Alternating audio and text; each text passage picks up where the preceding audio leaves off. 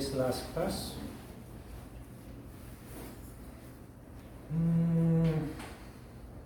First, are there any questions about anything? Everything that we learned so far, things that you may have bumped into along the way? Yes? How long does it take to escape misery? Do you think there are some things that can never be healed in this lifetime? Good question. How long does it take to escape misery? And do you think there are some things that won't be healed? Isn't there something that won't be healed? That is up to us. But it's a very good question. We talked about misery many times, traumatic experiences. And the thing is, it has become part of you. And it will always be part of you. But we must make a choice. How do we deal with it? How do we handle it?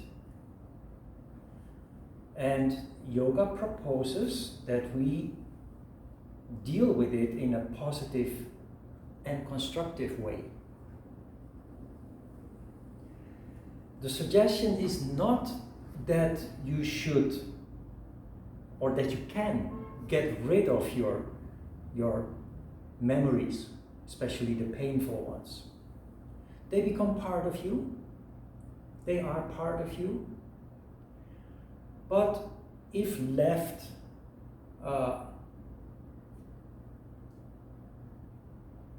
unmanaged, they will destroy our lives. They will destroy our happiness. They will destroy our future. And the proposition in yoga is, first of all, that we stop labeling things good and bad. It's human. We are conditioned to do so from the day that we were born. But everything is objective. Everything is up to us to how we label it. And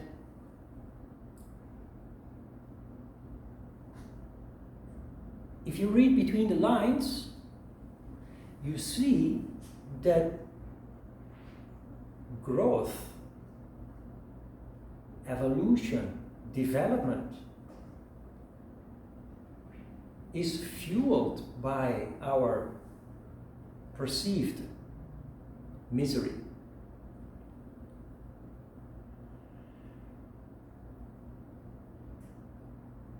It is,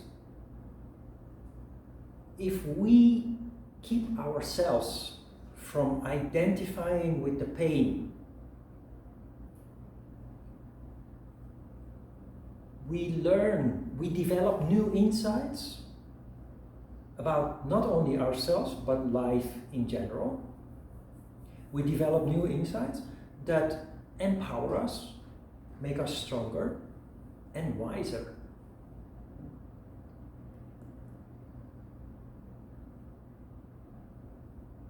I have said that the path of development, especially for yoga practitioners, is a process of 2 steps forward, 1 step back. And I explained that it is unavoidable. You cannot constantly make steps forward, because a human being has a tendency to fall asleep. A human being has a tendency to become complacent whenever situation allows. And that happens again and again. And for the yoga practitioner, the yogi,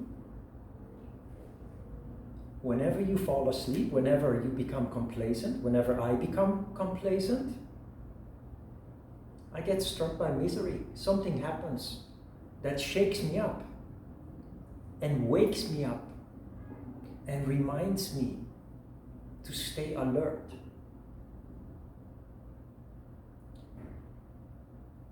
I have come to the point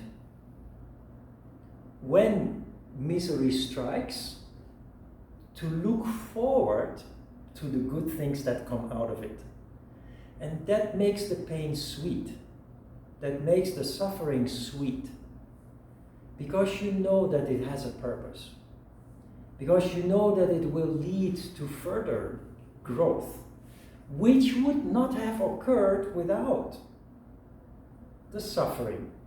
So it's ironic, but that's the way that it works. And as soon as we can start looking at it from that perspective, you've already made a huge step towards dealing with bad memory, with traumatic experience in a positive and constructive way. And your bad memory, your pain, your misery, your traumatic experience becomes like a friend, not an enemy. It becomes like a good old friend. While in the beginning, it visits you every day. And every day it hurts you, it distracts you, keeps you from living a normal life. But because you start living consciously, you also start dealing with your pain consciously. You learn and you process. You process the memory again and again until you get a grasp on it. Until you open up your heart and see cause and effect at work, and see that in the end, even good things can come out of it.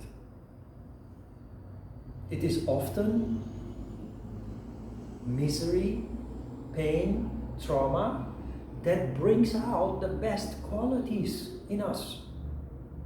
Qualities that otherwise would not have been awakened, triggered. It's difficult because of ego. Ego has this tendency to make us drown in the emotion, in the pain. But because you have started the confrontation with the past, the trauma, the pain, consciously, the intervals between the visits become bigger and bigger. In the beginning, the misery visits you every day, and it totally determines who you are and what you do. But then the intervals start becoming bigger, and instead of 10 times a day, you think of it 5 times a day. It's not even thinking, it's feeling. You cannot avoid it. But because you process it and you do it consciously and you reason with yourself, you then find yourself a whole day without actually being affected by it, which is a huge development compared to the time when it was dominating your whole day, 24 hours a day. And with time passing, you then find you haven't even felt it for a week. And more time passes. And now comes the time that you feel the memory, the trauma, and you smile. And you say, I know you. And I know that it is not all bad. Yes, the experience, it should not have happened, but it did. But look, it made me a better human being. And that is how it becomes an old friend. And it will visit you once in a while, but it will not affect you anymore that much. And you'll be much more capable of saying, you practice pratyahara. You put your pratyahara in practice. You say, hey, you again. I know you, but I know you that well, I don't need you anymore. So you look at it, you look at the feeling, the memory for a moment, and you say, it's okay. And you just redirect your energy, your attention to something else. It will always be with you. My misery is always with me. It's part of me, but it is also the reason why I do what I do.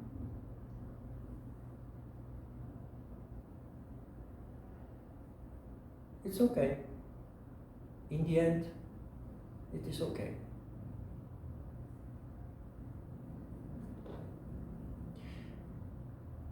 Try not to fall into the trap of thinking, why me? You compare yourself with other people and you say, why me, not them? Because on the surface it may look unfair that some people are affected by misery of life more than others. But everything has a reason. Remember also Patanjali's. Last week we came across this sutra where Patanjali says that, in my own words, we all have to live through the same experiences. If not in this life, it will happen in the next life. In this life we may be prosperous and healthy and live a long life. In the next life maybe we have a terrible disease or get killed. And past lives which we don't remember. There has been lots of misery that we have gone through. It is the sum of our karma in this life, all those past life experiences. Do not ask why me. Instead try to do something constructive with the present situation.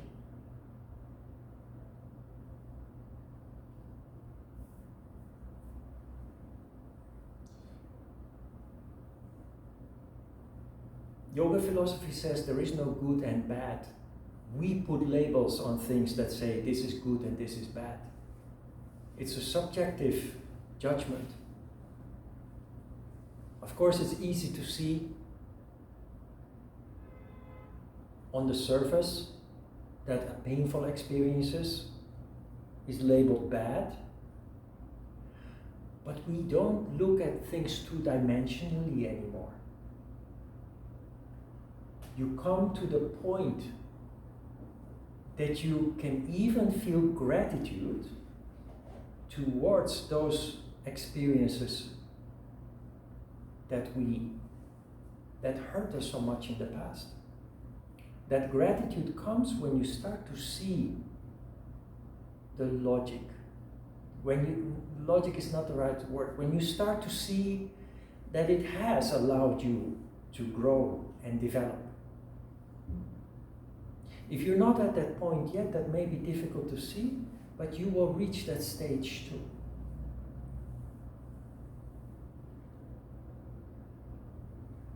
And the fact that you chose yoga in your life will accelerate enormously the process of growth that you will go through. That's also karma.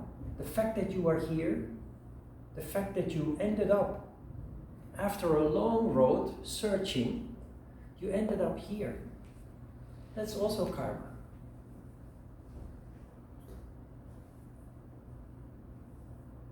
It was the right time to get this push and make a big leap forward.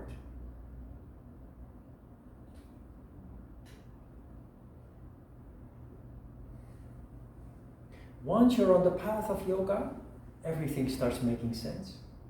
Not only that, the right thing will happen at the right time, in the right place, with the right person.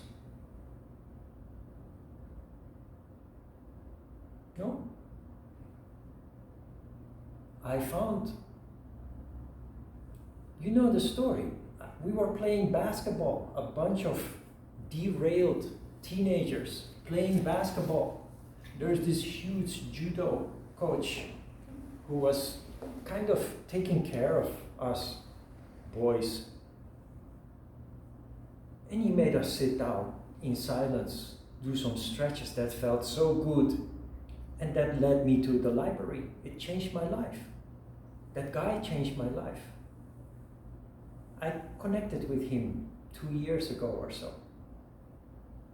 And he's still doing good work with young people in very difficult neighborhoods in Amsterdam.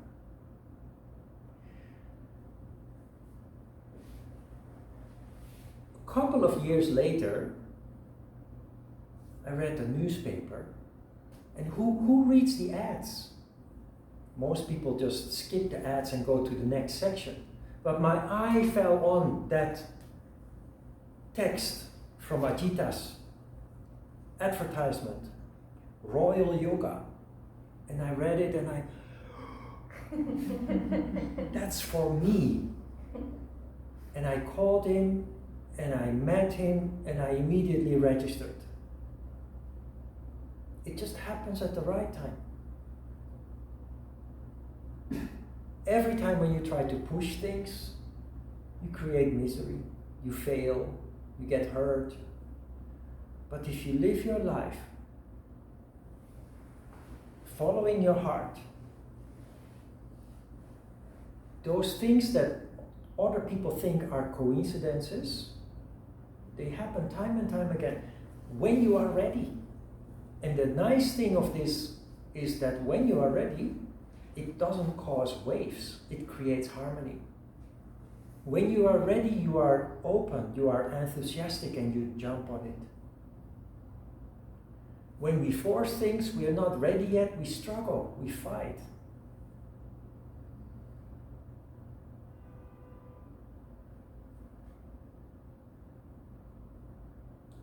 Sorry. What about with relationships? If like the right kind of feeling, but then you're kind of afraid, like it might not work out, or you have to practice detachment. How do you reconcile that fear with just following the feeling?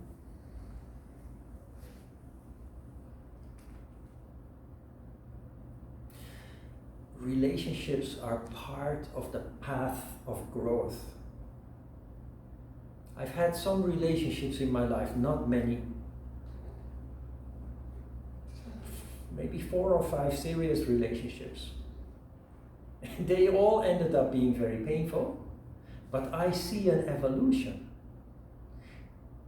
Each failure allowed me to mature, to become a better human being, to become a better partner, eventually, for the next adventure, relationship.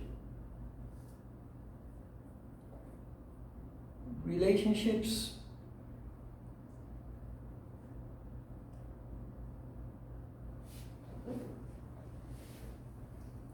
it's like a playground.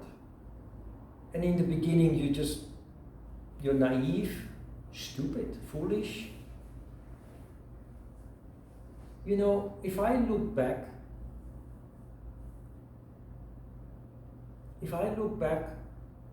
with each relationship that I had, there were red flags in the beginning that I chose to ignore. Red flags that told me this is not going to end well. But you're so full of mixed interests that you're willing to push them aside. Enjoy the ride, the passion, the company, and then in the end, what you feared or what you intuitively perceived in the very beginning, causing the alarm bells to ring, manifests. This happens subconsciously. That is why we are foolish.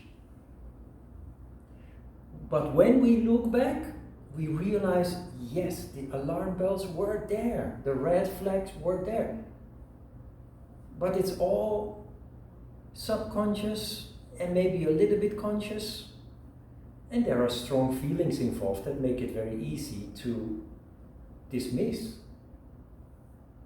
the doubts, the red flags.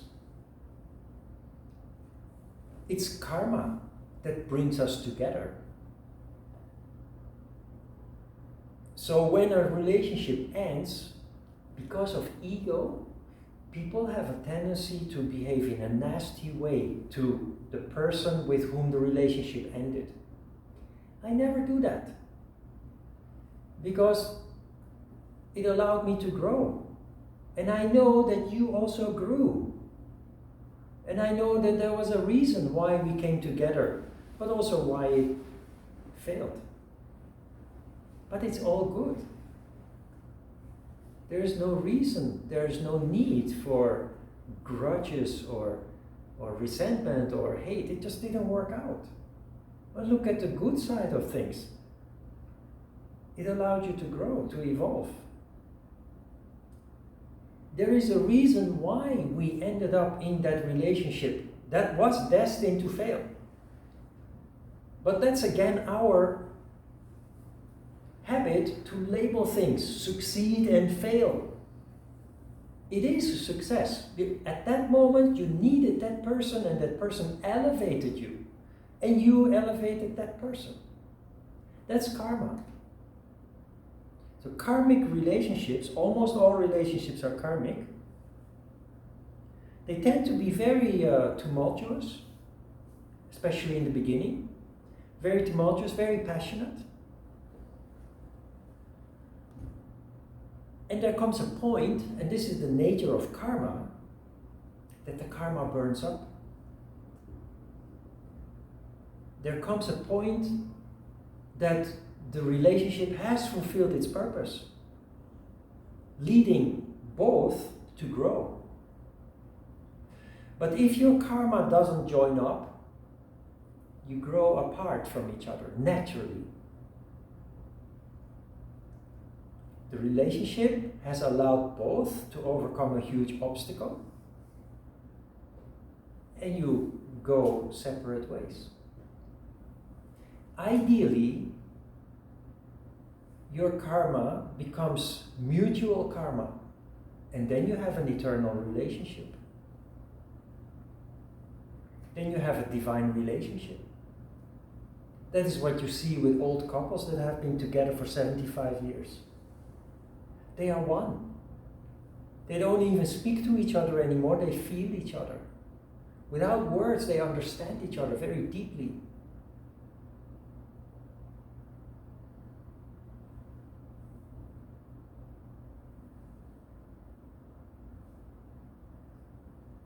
That's ideal. The same as with pain, traumatic experiences in the past. Try to see relationships in that way too, because it is the pain that makes us fear. But you know, Patanjali says the misery that has not come can and is to be avoided. And you apply that in relationships too. You become pickier. Not in a negative way. You become more aware of what will go wrong if you choose to ignore the red flags again. You come to the point, as a result of your yoga practice becoming more and more conscious and more sensitive, you come to the point that you feel a person. You connect with the person's essence. And in that, you see whether there is a potential or not.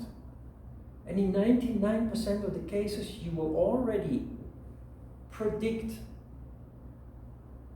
what's going to happen, including the conflicts, potential conflicts. I told you last week or the week before that I foolishly fell in love. Before that relationship actually took off already, in a half-sleep, half-wake state, something came out of my mouth that predicted the failure of the relationship. You know what I said? This is the beginning of the end. It was the moment that I deeply connected with the essence of my girlfriend. It hadn't even started yet. There I realized, and yet I continued. Couldn't resist. And it ended up in a lot of misery. But I spoke the prophetic words without consciousness. Like in a dream, I said, this is the beginning of the end. And she was shocked and she denied it and she didn't understand it. But that is the moment that I touched her essence.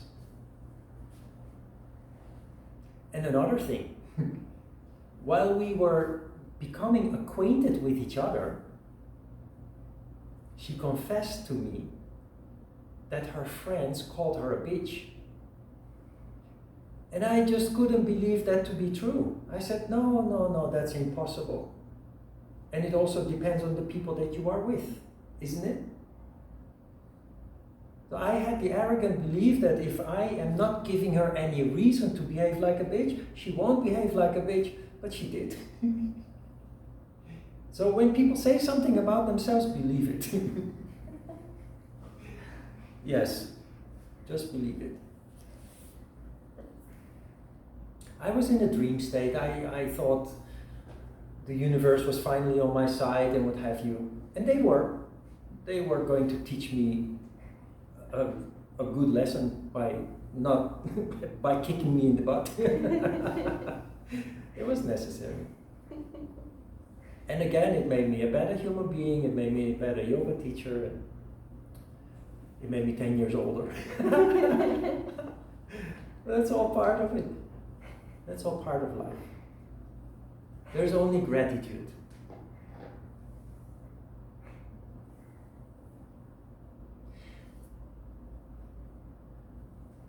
If you have experienced very, very traumatic child abuse, for example, this is a difficult story. It's very difficult to find justification in that or reason. But in the end, people who undergo traumatic abuse, people in war situations, undergoing horrible experiences, the strong ones, they come out.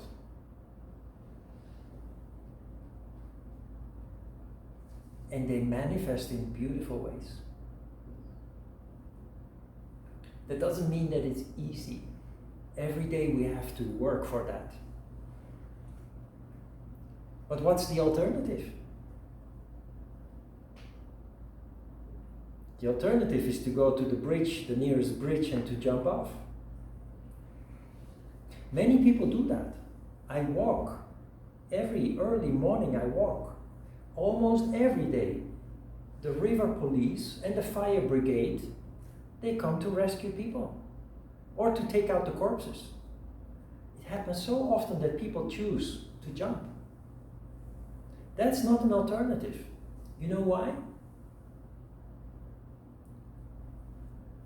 Because the misery happens for a reason.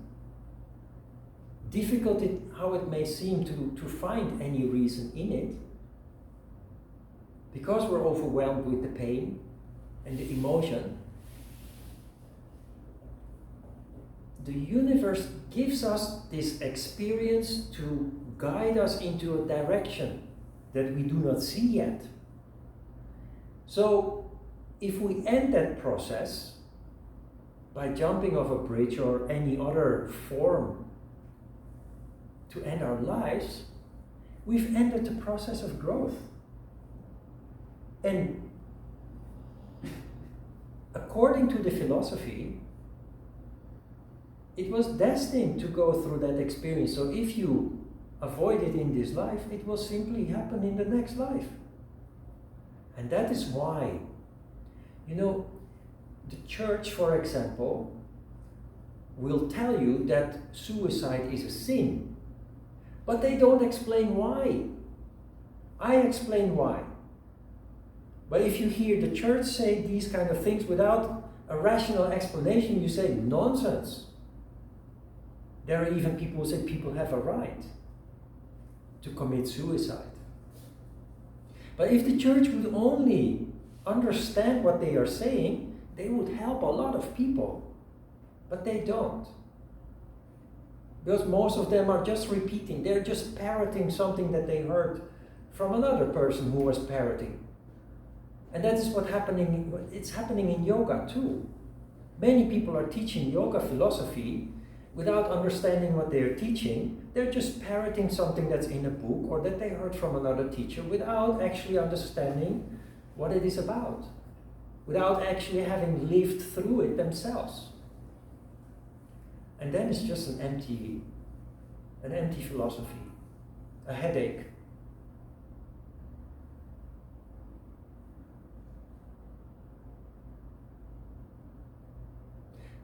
Life is your playground. But it's not all fun. It's not all joy and fun and pleasure. On the contrary. Joy, fun and pleasure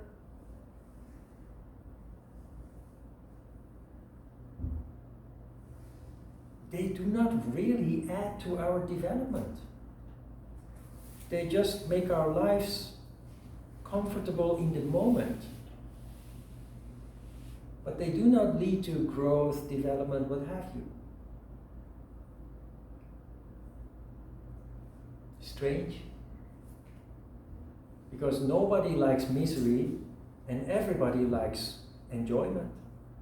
But it's the misery that is to be preferred because that is where there is the potential for growth and development.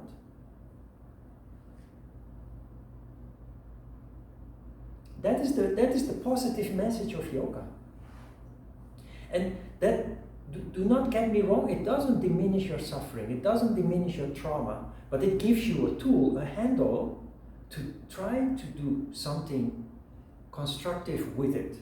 And I explicitly say the word try because it is a tough process.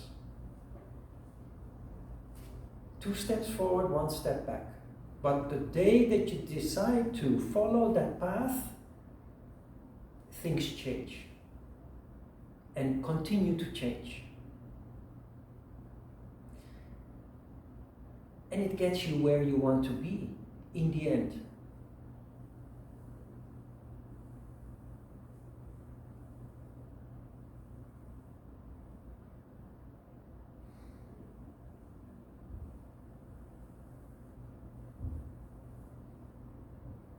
Can I ask something? Of course. Merve. Since you have mentioned suicide, you have told us before that we shouldn't help other people and we shouldn't intervene their karma. But if they're suicidal, what should we do? Or like, how can we help them without really intervening with their karma or like sharing their energy? Yeah, look, not helping is not absolute. Generally, when people experience misery, if they are forced to solve it themselves, they will learn from it and grow. So, if we step in and take care of the problem, we basically deny them an opportunity to grow. That is a general position, a general idea. But there are crisis situations. And you know, this is a little bit subjective, but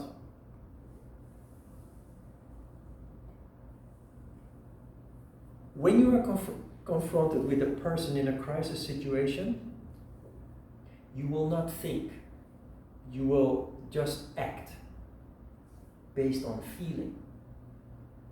And usually that is the right thing to do. When you feel resistance, when people come to you and complain about what's going wrong and asking for your help, and you feel resistance, you can be pretty sure that you're not supposed to actually intervene. But when the feeling is so strong that something must be done, it's subjective, but it's feeling.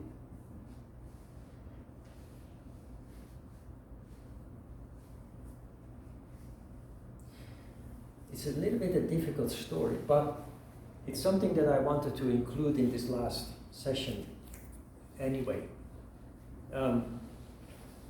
If there had not been questions, but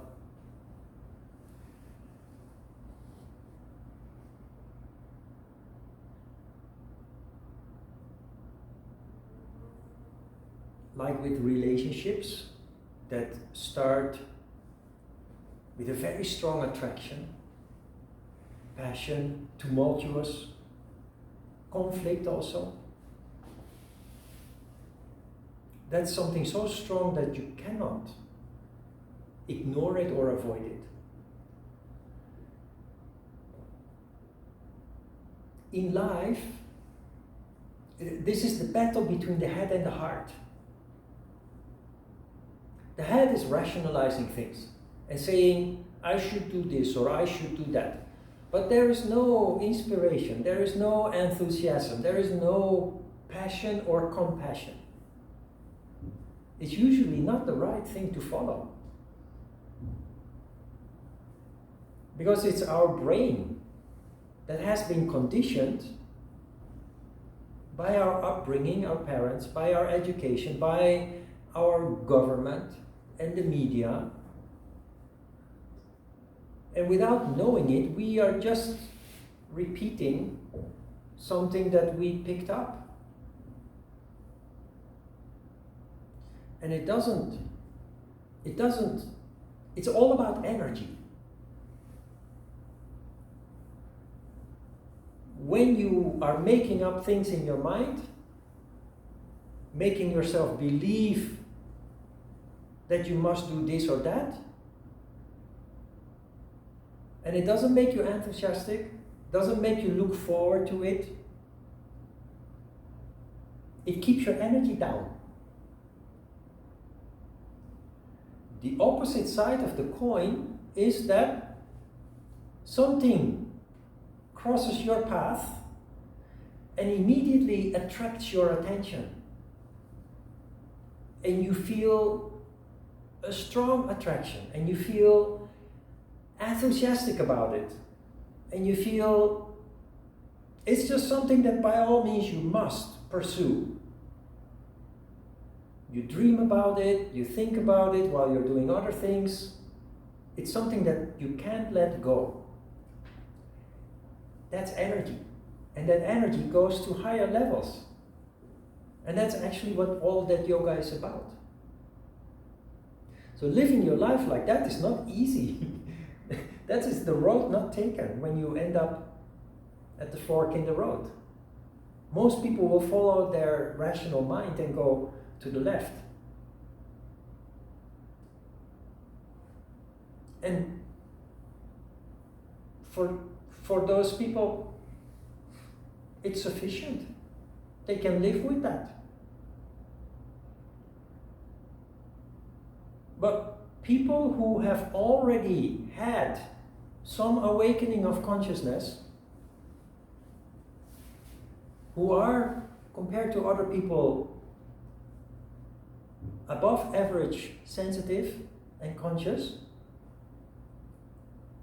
they get stuck when they choose the left path. And as yogis,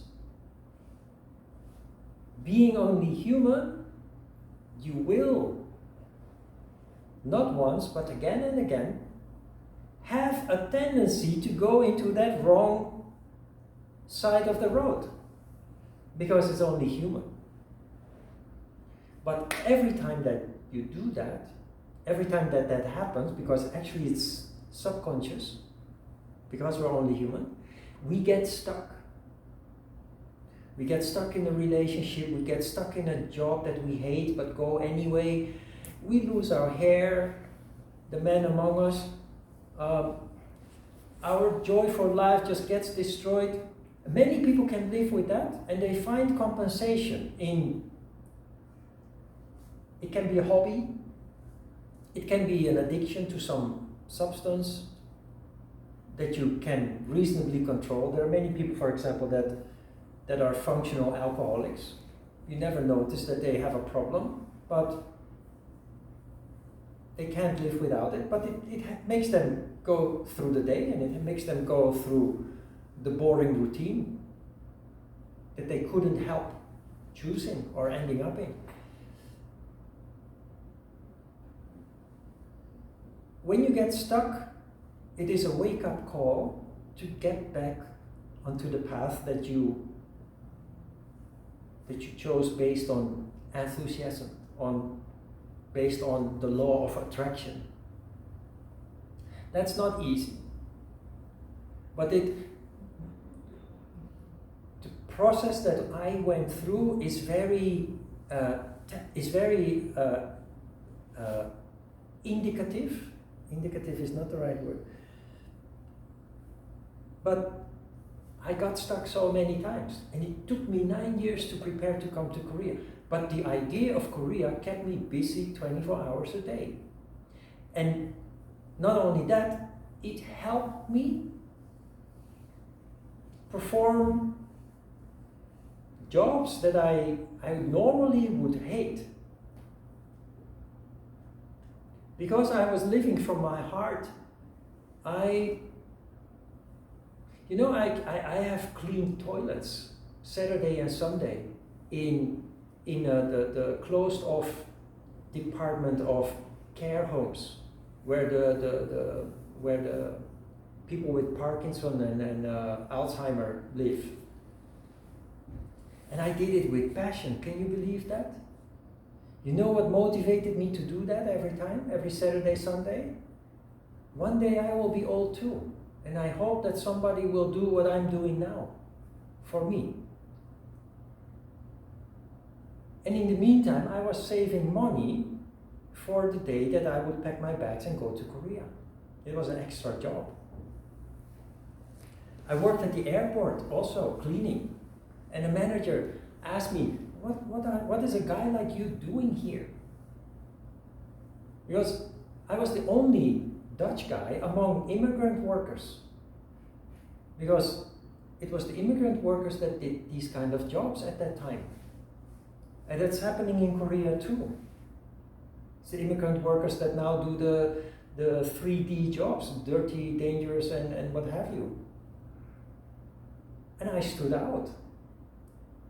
That's because I chose the right path.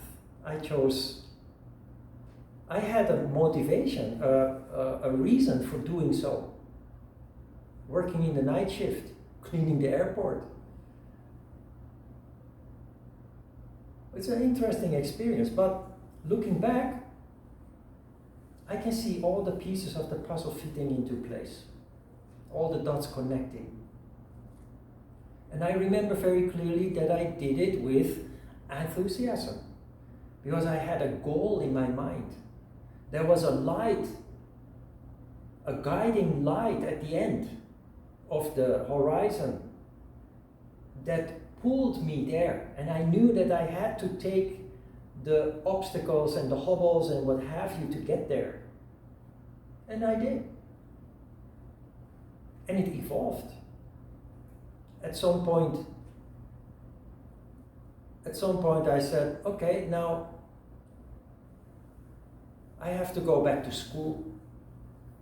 So I registered for night school, because in the daytime I was, of course, working to make money. So I went to night school. I just felt something I have to do. And I, throughout those years, for 10 years, I followed Ajita's course. And I dropped out and started again. Sometimes it was 5 steps back, or so it seems. But that is when you follow that is why I'm saying it's not easy. You follow your heart, that's not easy. It can be unstable. But it feels good. It feels the right thing to do. And all the challenges that you come across and all the failures that occur are designed to get you where you want to be. That is why it took me 9 years to get here. It was not a vacation trip. It was something essential to me. And that is also the reason why I'm still here after 24 years. I even gave up my nationality and took a Korean nationality. I was part of a group of Hapkido practitioners that when our Korean Hapkido teacher left Amsterdam to go back to Seoul, within 1 year they jumped on a plane and came here to practice more Hapkido, to be with their favorite teacher. And I was so sad and so frustrated because I took care of him. I drove him around. I took him every day. I drove him to lunch to the Korean restaurant, and I should have been the first one on that plane to come here. At that time I felt like that, and it took me 9 years. But you know what? They came back. One came back after 4 months, running out of money. Didn't prepare well. The one that stayed the longest stayed for 12 months, 1 year. All the other guys all had to go back between 4 months and 1 year. One after 6 months, one after 8 months. None of them basically achieved their goal, and all of them had to go back to their old lives that they left behind. I prepared. If I look back now, I smile at my frustration at that time. But I now realize that I prepared very meticulously. It's something that they didn't do. I went to school, but not just school. I studied business administration, economy. Why? Because I need to be able to run my own business, my own administration. I took a course because my Hapkido teacher one day told me, you know, when you come to Korea, maybe you can work in one of the international hotels as a barkeeper. So you have to learn how to make cocktails. So I went to school and learned how to make cocktails. I got a diploma too. I could open a bar in the Netherlands with that diploma. I did. I prepared. But most importantly, I was determined to finish my training and study with Ajita before getting on that plane. Because I knew yoga is global. Yoga is universal. If there is one thing that I can make a living with, it's not cocktails, it's not English, teaching English, it's yoga. And it was. When I came to Korea, yoga was non-existent here, except among the rich people who were used to traveling around, go to London and New York and Paris, and had already been exposed to yoga. But in 1997, yoga was non-existent in Korea. It was 3 years later that yoga really became a fashion product that it also took off in Korea. So the universe, if I look back, everything fits into place, everything makes sense. The one thing that I learned from that is to not be frustrated anymore. When you live in the moment and things don't seem to work out, it's only because you can't see the plan of the universe. You only see the moment, and you see your frustration by thinking that you're stuck, that you're not getting anywhere, and you look at other people and they are getting somewhere and I'm not, but the universe has a plan. And it takes years, sometimes decades. And now I just breathe. I just breathe. When things don't go the way I want them to go, then I know that there is a reason for it, that it's not the right time yet. That's why Pada and Bami came into my life. That was also, everybody said, you're single and you just decided not to work and you don't have an income, and how are you going to take care of a dog?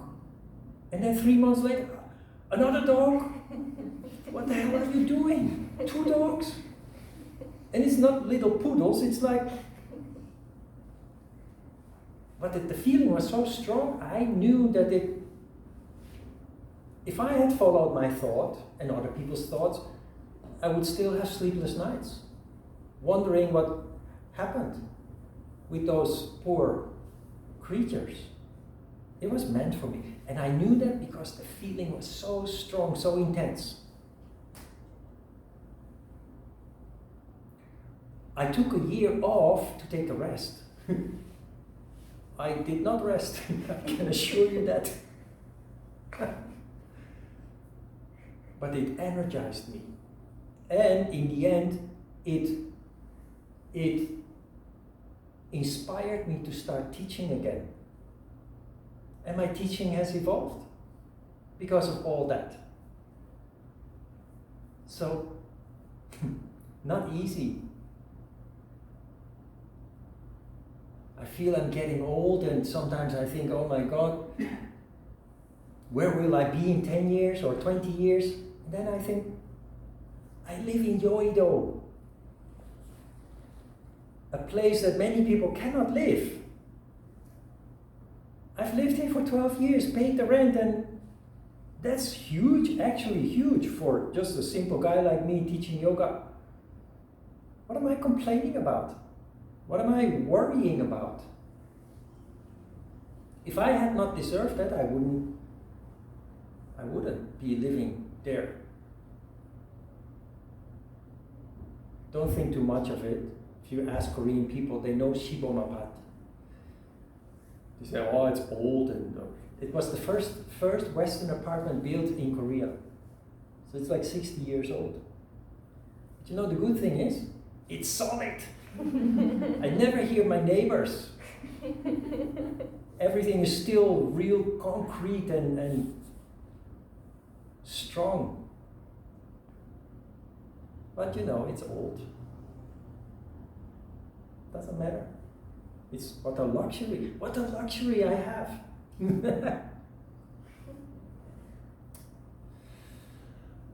Yeah. Can you do that? Follow your heart? Try to switch just little by little. Explore. See it as an experiment. Then you will see, you know, following your heart can be unstable. We talked about this before. Because emotion is energy. Energy is inherently unstable. But we live in a world where we are taught, we are raised to think that that is bad. Because it can lead to disasters, it can lead to huge suffering. It's true. But the alternative is a life of a great existence without without passion, without inspiration, without spirituality. Instead of avoiding it, instead of avoiding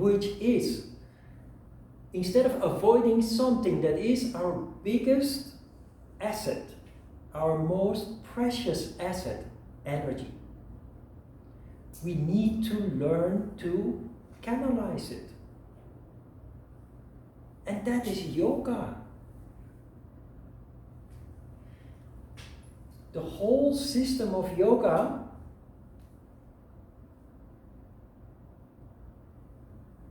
it is a science of life, and to live life at the highest levels of consciousness.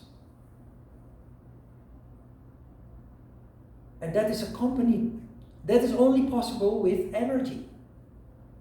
And that is only possible with emotion, with instability. And to understand that, you must look at a nuclear power plant. A nuclear power plant is energy. But it is so expensive to build one. So incredibly complex. You know why? Nuclear energy is like you, like a yogi. It's a huge source of energy that, if not properly canalized, if not properly balanced, it causes terrible destruction. But if controlled, if canalized, and that is why it's so complex to build a nuclear power plant, to control the process so that it doesn't go out of control. It powers millions of houses with electricity and heat and what have you. A human being is like that. The more energy we have, the bigger the potential for disaster, for destruction. Look at Amy Winehouse. Look at Britney Spears, the situation that she is in now. Artists are big balls of energy, inherently unstable, but that is where their real creativity comes from. All they need is guidance, help to canalize their energy. We as yogis, we gradually increase our energy. And it does come with increased instability. That is why we learned Pratyahara. Even we discussed Pratyahara divided over 2 sessions, 2 classes. So important is that subject.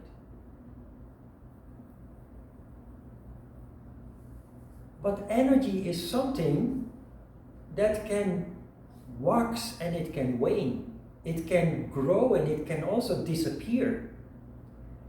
How? By ourselves, by the choices that we make. If we choose the comfort zone, the comfort bubble, our energy will diminish. But if you have experienced energy in the crown chakra, if you have experienced enthusiasm, foolish, childlike enthusiasm, you cannot live without it anymore. The problem that we are facing is that we are not conscious. So we don't understand why we are happy one moment and happy another moment. We do not understand why one moment we feel inspired while the other moment we feel very dull and gray. But yoga explains it all. If we are guided by the rational mind, we naturally choose the easy way, the comfortable way, the comfort zone, avoidance of risk. When we follow the heart, it is accompanied by larger amounts of energy because it generates energy like a nuclear power plant, and that inherently leads to instability. And that is why you stand still in asana. That is why you sit on your cushion with your eyes closed in silence. So that you can control the process, that you can control the energy.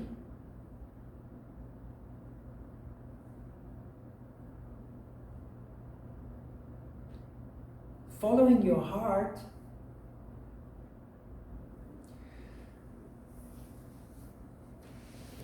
in the end is a duty that you have to yourself, not to me, not to anybody else, but to yourself. Once you understand the enormous value of it, the enormous significance of it. The reason why the world is in chaos, why there is so much suffering, so much pain inflicted by others, why we are destroying our own environment. It's all done by people without heart. It's all done by people who are guided by mental activity only. They have no vision, they have no compassion, they have no inspiration.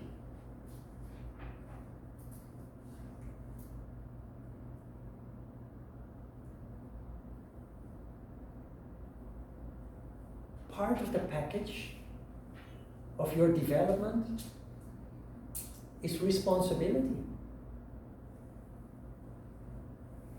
Not only for your own well-being and yourself, but for that of the world.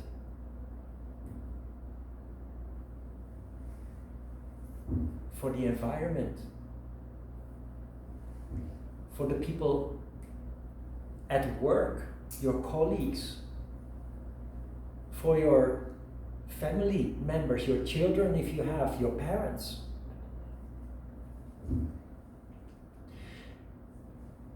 I'm from a big family, 7 kids. When I discovered yoga, we were in a very deep, dark hole. Everybody was in pain.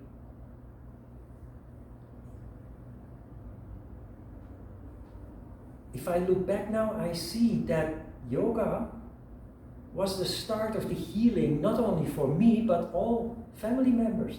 I started organizing activities for other family members' birthday, Christmas, Easter. I started making, we never did anything like that before. I started making arrangements to do something special. Go to, there was a Chinese circus on Christmas Eve. We would go there and then have dinner afterwards. I started organizing all these things, and little by little the family came together again and started healing. That is you. That is the power of consciousness, of spirituality, of yoga. You will leave your stamp on everything that you do and every environment that you are part of. Whether it's at home or in the workplace or anywhere where you are active, you will have a positive impression, you will have a positive effect, even without knowing it. That is the power of the heart.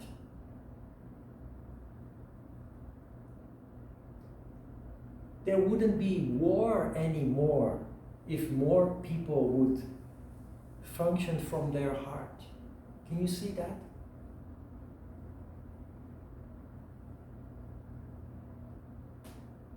Suddenly comes to mind. Just on the BBC website, I read an article about Shivananda Yoga. Have you read it? Have you heard it? A huge scandal of sexual abuse again. by the gurus that were so worshipped. Shocking. Why am I saying this? I don't know, it just came to mind. Where is their heart? That would not have happened if they had a heart. Could not have happened if they had a heart.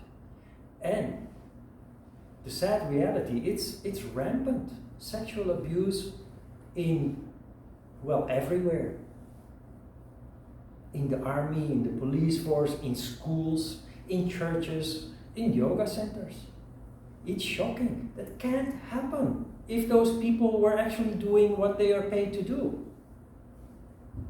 Working with their heart.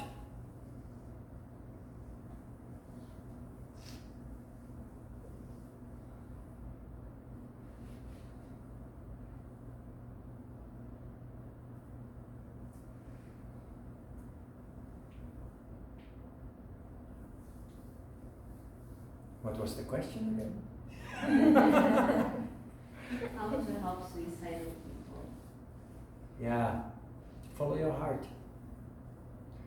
Somebody who seriously is about to commit suicide is in a crisis. And there you cannot say, oh, let's sing Om and I have to stay away, it's not my karma. But you will feel that. You will feel that. And how can we protect our own energy when we're around that kind of people?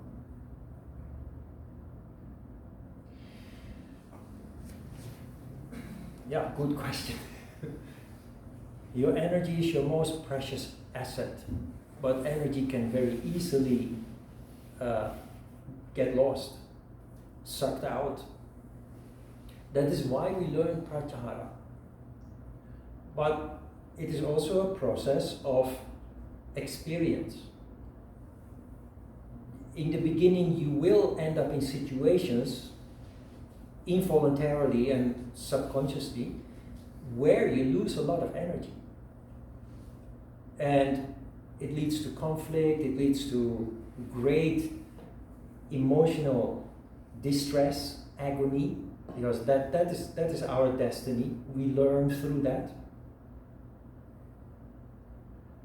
Pratyahara helps us to, of course, first of all, we must come to the conclusion that we are now in a situation where our energy is being sucked out. And when you come to that conclusion, you then have to ask yourself, how do I avoid it? So the principle of Pratyahara is to withdraw your energy from that situation and redirect it to a more positive and constructive goal, object, or activity. But the principle is not so difficult. Putting it into practice, especially in the beginning of your growth process, you find yourself stuck at work, in your culture, your cultural identity, relationship. In the beginning, we find ourselves stuck, and that is we have to start going to work little by little, step by step, and Patanjali says the world is your playground. It's not easy. On the contrary, the easy way is to stay put, to stay stuck. But that kills your energy. That is not acceptable anymore once you have experienced that. Leading to more frustration, desperation even, suicidal thoughts. I've had many over the decades.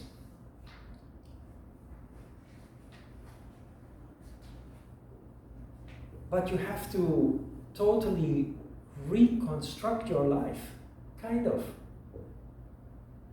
And the thing is, when we think about that, we think, no, this is not how I want to live my life. But in the end, that's all that life is about.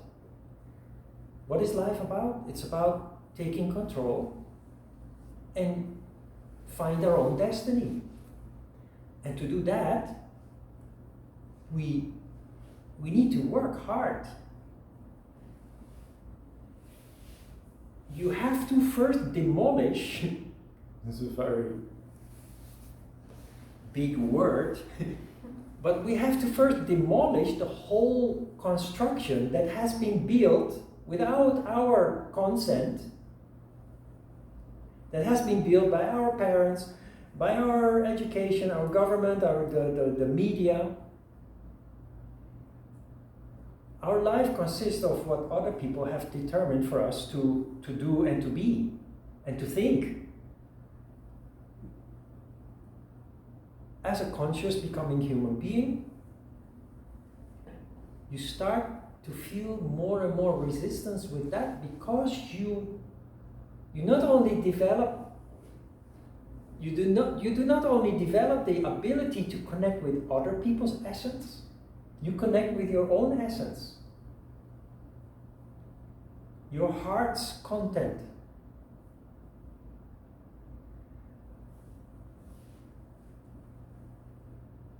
As a result of that,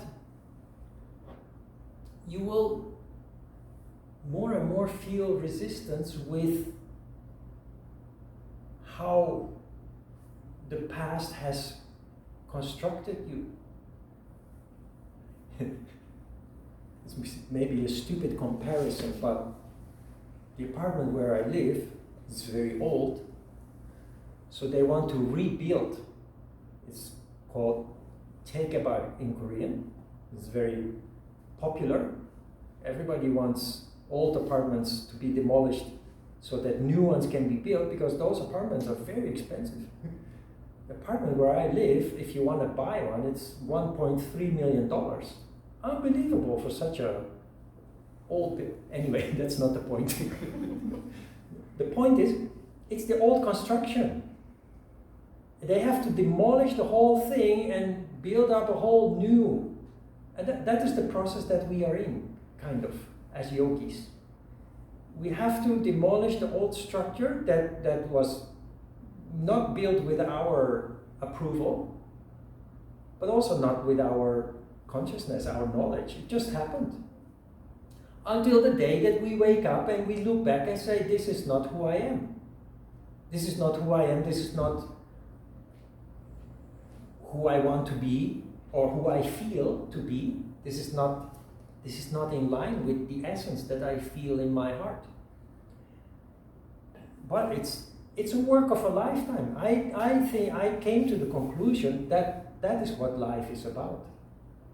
I don't have a bucket list. I don't have to go on adventures to tropical islands or the Himalayas or deep sea diving, or all those things have no attraction to me. On the contrary, I think about Patanjali's words, the misery that has not come can and must be avoided.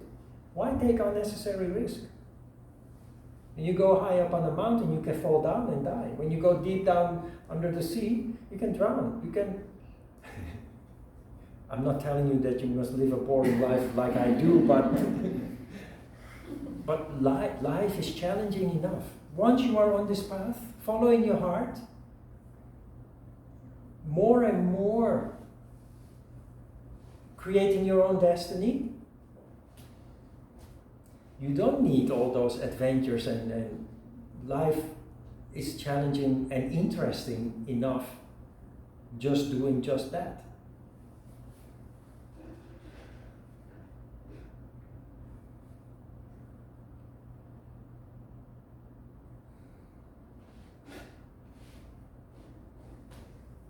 Look, when I had another dog before, and she was 15 years old and died. So I thought, I don't want to have a dog anymore. Her death was very painful, traumatic, and like other people argued, I'm alone and not in my own home country, no support network of family and friends.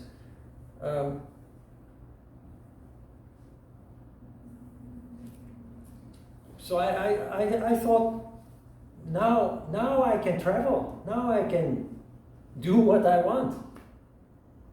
And then Pada came, and Bobby came 6 months after Vitya died. And it was just unavoidable, irresistible, and the idea that I could do what I want was not attractive at all, because it didn't inspire me, it didn't motivate me, it didn't empower me. What really touched me was it felt like a mission to save that dog. And then his sister. And every morning I wake up with a mission.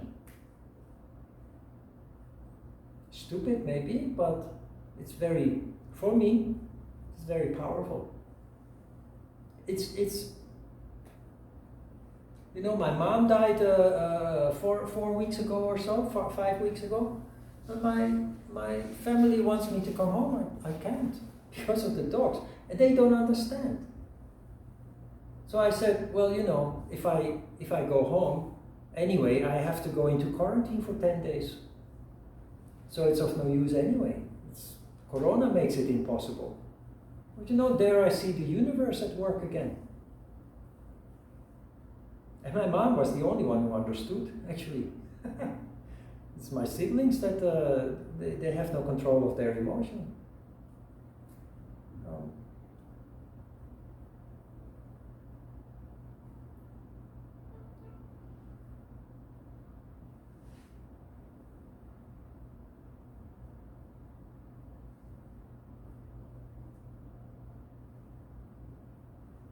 I have to say, if you're still in the middle of being very busy with life, work, don't take a dog. A dog is a living being. It's to a certain extent it's conscious, and it depends on you. So if you have a full-time job and you take a dog, some people take a dog and they leave 8 o'clock in the morning and they come back 8 o'clock in the evening and the dog is alone all day. A dog is very unhappy. Don't. Maybe I romanticize having a dog. It's not romantic at all. It's a full-time job. But I'm using that example as an indication of following the heart. You know, statistics show that people who have a purpose in life, they live much longer. When you wake up in the morning with a purpose, with a mission, it keeps you going, especially when you get old. People with no purpose, like my grandfather who died at the age of 73 without any disease at all. He had nothing, no purpose, no motivation, nothing. And he told my mom in the morning, hey, I'm gonna die tonight. And he did. He just passed away in his sleep. Nothing to wake up for, nothing to live for. But David Attenborough is in his late 90s. You know David Attenborough from the BBC? With all these beautiful documentaries about nature. If you see him, if you hear him talk, he looks like he is like in his 70s or so. Or even that, you know, there are people in their 70s that look twice as old as he does. He's in his 90s. Why? Because he's still on a mission. He's still passionate about nature, about life, about nature, the environment, animals. That's fueling him. When you're young, you don't realize how important this is, energy. But you can clearly see the difference.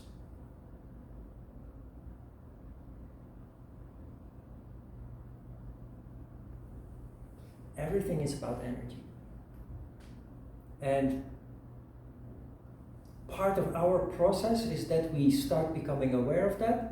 And when energy is dark, when energy pulls us down, causes us to be unhappy, uninspired, sad, we must look at it and ask ourselves, what can I do about this? Do not suffer through it. Because we deserve to be on a higher level of energy, where energy lifts us up, uplifts us, inspires us.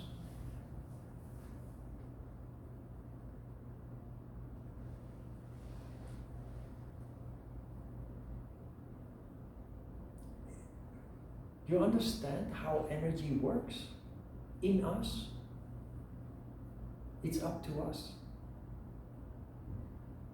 It's our precious asset, but you know, the nuclear power plant, so expensive, so complex. That is the situation that we are facing. To manage our energy, our most precious asset, it's expensive and complex. It requires effort, hard work, in fact. But in the end, you will come to the same conclusion as I do. That's what life is about. Nothing else is important anymore. That's what life is about. Every day again. The rest is superficial. I'm not saying that you should ignore it. You want to go to the Himalayas and climb the highest mountain? Just do. Because if that is what you feel attracted to, then that is where you learn and grow. That experience.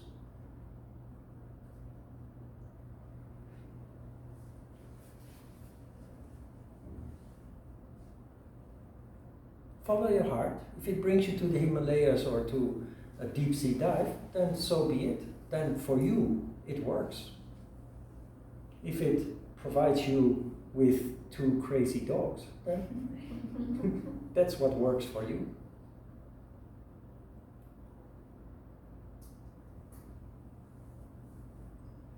I sent you an email. On Tuesday or Wednesday, I got a cacao talk from the owner of the studio, and she said, she actually last weekend she agreed that I bring Bada and Babi, but I already felt reluctance. And so she sent me a cacao talk and she said, well, you know, it's a place where people go, so actually I don't think it's appropriate. So my first reaction, of course, was a little bit disappointed, but you know, she's really nice. In her way, she's a yogi, she's enthusiastic, the way that she runs this studio, compared with all the other studios that I've seen, is unique. It's the way that I would do it. So I have a connection with her. She's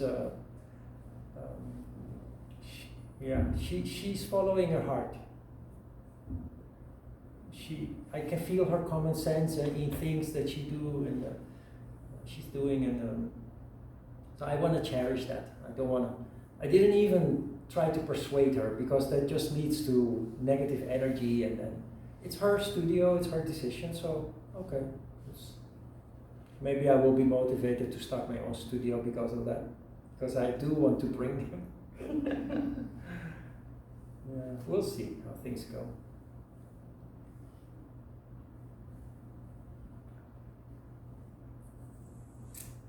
Good. One more question. Yeah. Go ahead. Actually, you have mentioned before that we start appreciating our alone time more after practicing yoga. And I was a social butterfly kind of person, but nowadays, even though I know I have lovely friends, I just want to say no, but they feel worried because it was not usually me. Yeah. So they're asking questions like, is there a problem? Like, did I do something to hurt you? Like, no, like, they're all lovely people, but I just want more time to spend it myself. Like, just resting, like, reading books, but they're like, it's not like normal you. Are you depressed, or like, is it something you want to share? I keep saying no, but I also feel kind of, maybe I shouldn't feel that way. I feel responsible about their emotions and their worries about me. So I'm having this contemplation of saying no to people.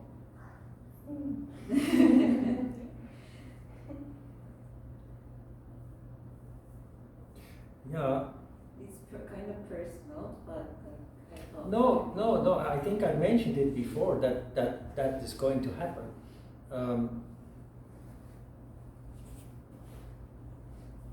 You can just make a joke and just tell them, hey, I'm getting old. Yeah, I realized that people are so scared of the change.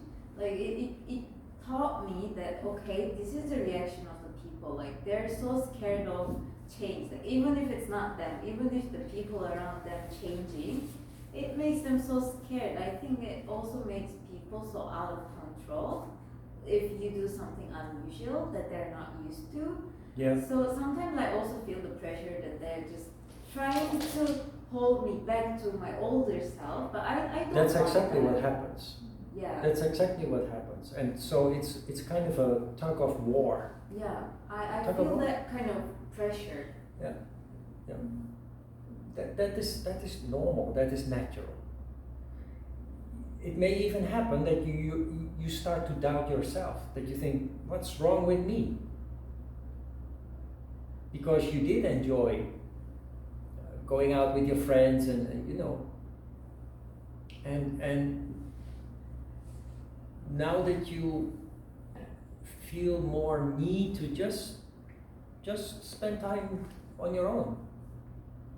Yeah, the thing is. In the beginning, it can make you doubt yourself and think, yeah, maybe they are right that something is wrong with me, but it's a good development actually. Before, when I was alone by myself, I usually felt very depressed. I always had that need to go out with people. So I think that's what making them worry. Nowadays I'm learning how to stand still by myself, even though I'm not always capable of doing it. Yeah, but I just keep feeling that pressure that like the people know me before trying to hold me back to who I was before, but I don't want that. I want to keep changing for the better. Yeah, but they made me question like, is it for the better or not? Yeah. If it's if those friends are very dear to you, very close, maybe it's an opportunity to tell them a little bit about the process that you are in, so that they understand it's a good thing and not a bad thing, not something to worry about. And maybe one day they will end up here too.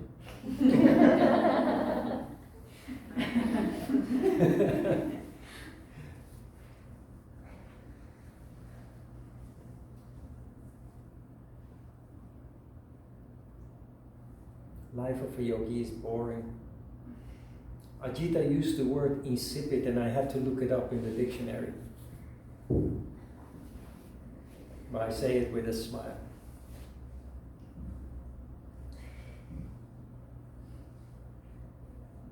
Spiritual journey is the most beautiful journey I think we can make. Simply because everything starts making sense. Even our misery starts making sense. And that sounds a little bit strange, but it does.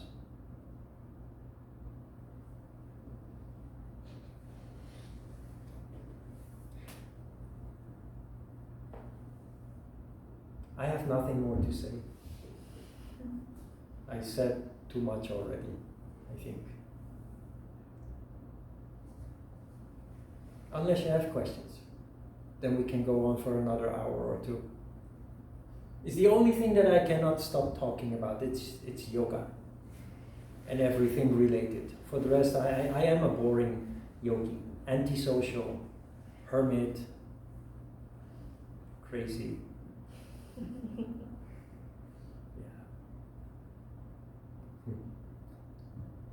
Let's have a short break. Let me start with asana.